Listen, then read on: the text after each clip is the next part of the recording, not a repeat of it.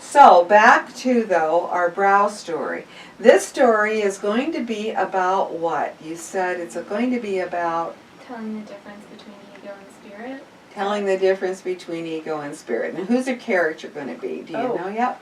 No, we haven't. We haven't talked about that yet. All right, so I'm going to give you some time to think about your character, where you want it to take place, what the struggle really is. Because, you know, the part of the mind is part of the third eye, which we're not going to talk about too much because that takes us off on a different topic, is the intellect too. You've got the brain and the intellect, and you've got the mind, you've got the spirit, you've got a lot of things, intuition, visualization, a lot of things going on in the brow chakra.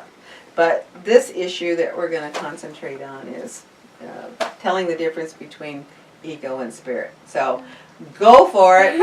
See what you're, and remember to include the, I don't know what sounds, because the mind can be very loud. Right? Yeah? White noise. Yeah. Yeah, it can chatter very loudly. So think of that in terms of choosing your character.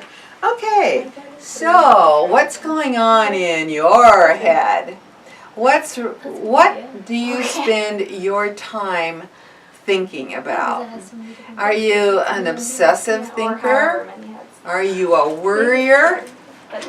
Do you spend more time thinking about something and never getting around to doing it? Are you a procrastinator? Are you someone that starts a lot of projects and then just finds that, you know, they're in a muddle?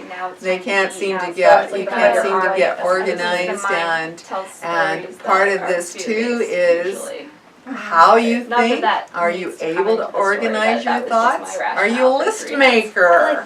Do you have a to-do list?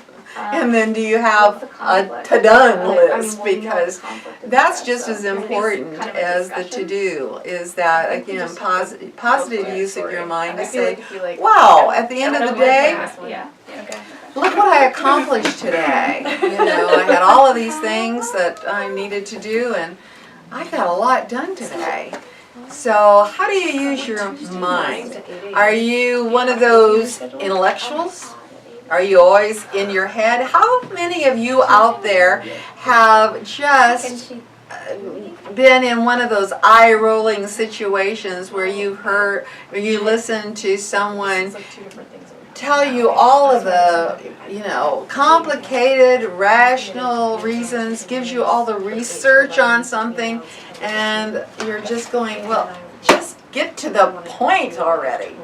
And that's a lot of, again, just kind of enjoying the intellectual process, and there's nothing wrong with that. A lot of people do enjoy using their minds. Using their minds to be not only intelligent, but quick-witted.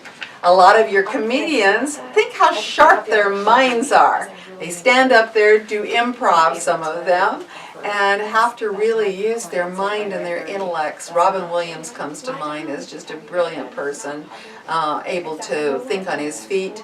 I remember, what's his name, Jonathan Winters.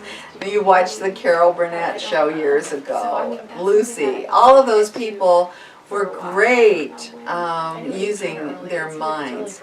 But I'm asking you personally to spend some time now thinking about how you use your thoughts.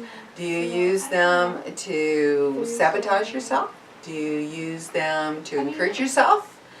Are you even aware that you are talking to yourself in a negative way? So that part of that, again, is voice. Part of that is mind, and realizing that, you know, you're the one that's ultimately in charge of your life. You're the one that has to manage your life. And you can literally let your mind run away with you. People who get just obsessive thoughts and just cannot get out of, you know, compulsively thinking about things. Your mind can literally rule you. In the same vein is, how many of you meditate?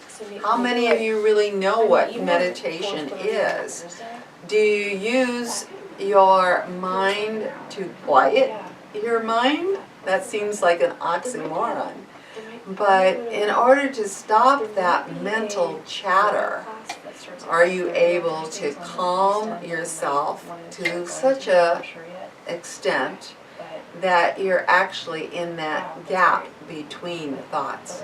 That's where spirit, I'm told, resides, is in that gap between your thoughts, where nothing is happening, where it's quiet and silent, and you can actually hear spirit talk to you. All right?